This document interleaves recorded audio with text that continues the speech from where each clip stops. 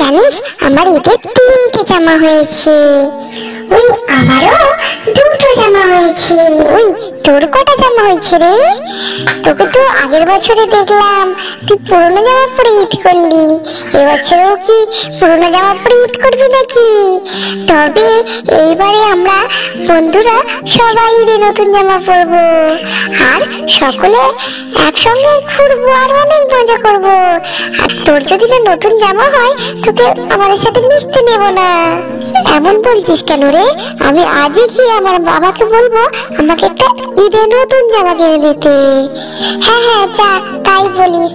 তাহলে কার সাথে ঘুরবি সারাদিন? বাবা বাবা, এইবারে আমাকে একটা নতুন জামা কিনে দিতে হবে ঈদে। ঈদে আগের বছরে তুমি আমাকে জামা কিনে দিওনি।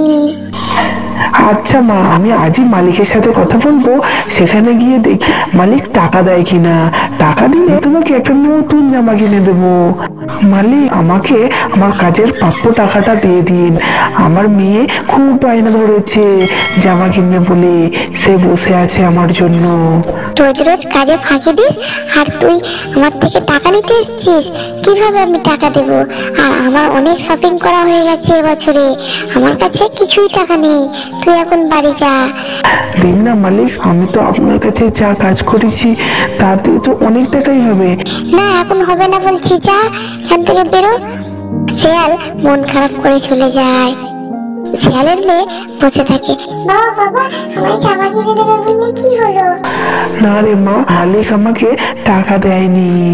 মালিক নাকি তাদের জামা কাপড় কিনে সব টাকা শেষ হয়ে গেছে, তাই আমাদের দেয়নি।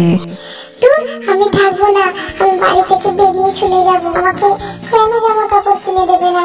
আমার কোনো বছরই ঈদের জামা হবে না। আমি বাড়ি থেকে আজই চলে যাব।